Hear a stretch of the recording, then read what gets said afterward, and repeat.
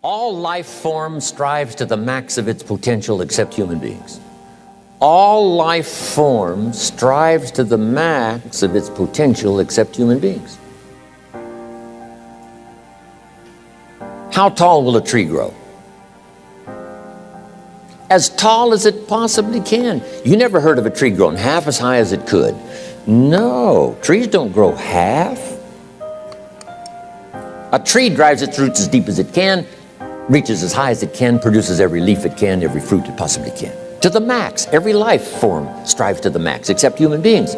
Now, why not human beings? Jot this down. You've been given the dignity of choice. You're not a robot. You don't have to repeat this year the same as last year. You can tear up last year's plan, develop a new plan.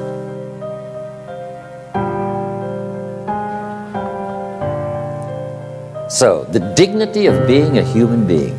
Now, here's the choice on being a human being. To be part of all we were meant to be, or to be all. To strive for all, or half, or part, or some. The choice is up to you.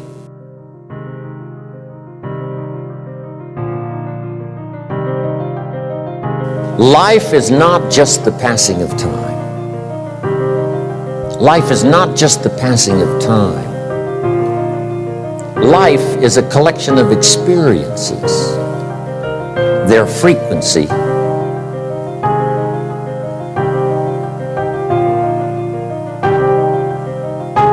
and their intensity. Life is not just watching the clock tick away. Life is a collection of experiences, their intensity, their frequency.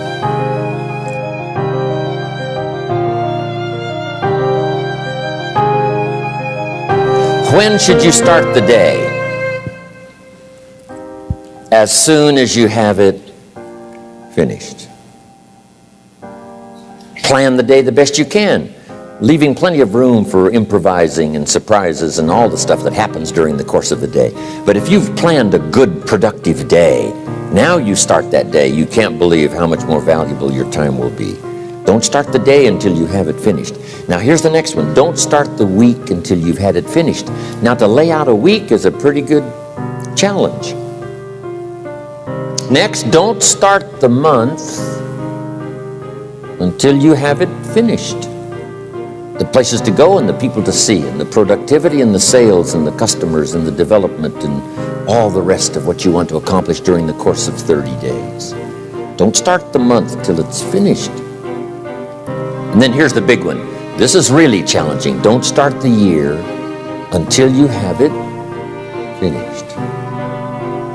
To the best of your ability. It can't be finished like minute by minute. And it might get all upset. It might get torn up and you do a new one. You make so much progress the first 90 days that now you've multiplied it all by 2, by 3. Because that happened to me. I thought, wow, this is going to be a great year. By the time I'd finished the 3rd month, I'm rolling, I'm soaring. So many things are happening, I revised my whole year's plan.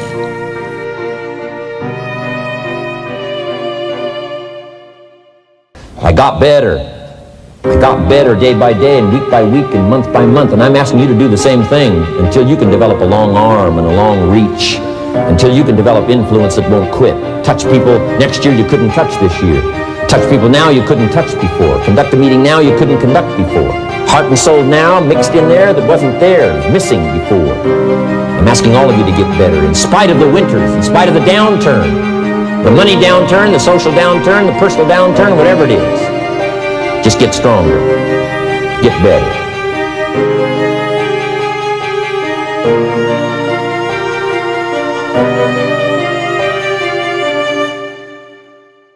I'm asking you to drive worry into a small corner. You gotta worry some. All this negative stuff serves some purpose, but the key is for you to be the master, not the servant. Here's what I'm asking you to do. You be the master of worry. Drive it into a small corner. Don't let it loose. And I'm asking you to go home with some new faith and some new courage. I'm asking you, don't worry. Drive it into a small corner. We've all got concerns, and sometimes we all wonder, And sometimes there's a little crack of doubt. We worry a little, but I'm telling you, drive it into a small corner. Drive your worries into a small corner. Enemies of the mind you got to do battle with in the summer. One is pessimism, that tries to get you only to see the negative side. Of course, there's the negative side. Life is part negative. What else is new? If the glass is half empty, it is half empty. You say, well, I've been only taught to see that it's half full. Well, sure, it's half full.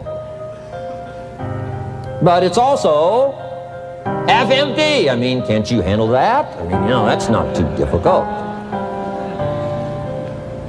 But here's what pessimism would try to get you to do. Believe that it's only half empty. And when pessimism comes to your mind, you've got to educate pessimism, because pessimism is stupid. Pessimism tries to get you to believe that it's only half empty. Of course it's half empty, but it's not only half empty.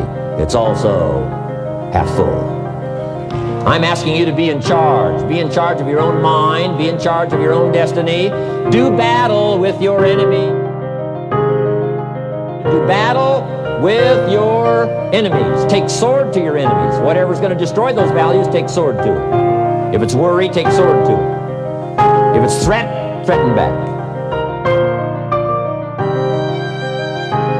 Take your harvest and all that comes your way with full responsibility. Don't complain.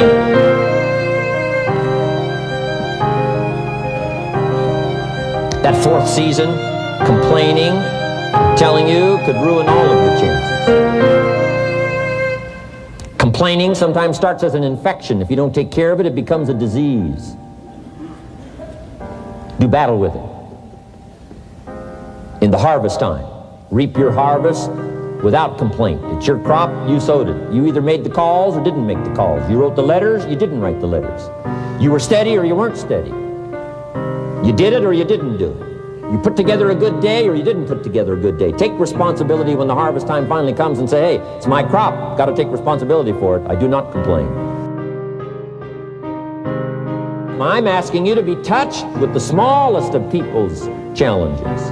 Don't just be touched with the challenge. I'm asking you to be touched with the problem. Let people's problems get to you. Let people's problems touch your heart this year like never before. Be touched. Let life touch you. Don't let it kill you, but let it touch you. The problems that are out there, people struggling with their economy, struggling with their health, struggling with their future, I'm asking you to let that get around your heart. Let it do something to you. Don't go untouched. Don't go unmoved. When you walk out of here, open yourself up. Don't build up the walls. The same wall that keeps out disappointment keeps out happiness and opportunity. Take the walls down. Let yourself be touched by what's going on out there. Let sad things make you sad, as well as happy things make you happy. Let your heart get touched. What a next year you could have if you pay more attention this year, soak it up, gather it up, and reflect at certain times what's going on and what's happening. And this year will take a more powerful place in your experience. People will not believe the words you've chosen. They will not believe the heart and soul that you've mixed with words. They won't believe the power you've got. We've got this extraordinary opportunity now. Let us not keep it. Let us share it. Let us reach out with a long reach, a strong reach, an unprecedented reach. Let us reach out and touch people not just with our opportunity. Let's touch people with our lives. Let's touch people with our experiences. Let's touch people with our heart and soul. But here's what I did. I worked around the clock, so that I would make up in numbers what I lacked in skill. When you're new, you make up in numbers what you lack in skill. Now, when you become more skillful, the numbers can go down. But at first, if you want to compete or if you want to really get good, you've got to put in the numbers. I'll tell you what's really going to serve you well, and that's the excitement you feel inside that isn't even probably expressed on the outside, the excitement that runs deep, the excitement that stirs commitment, the excitement that stirs courage. Give me the chance and I will get the job done. That kind of excitement.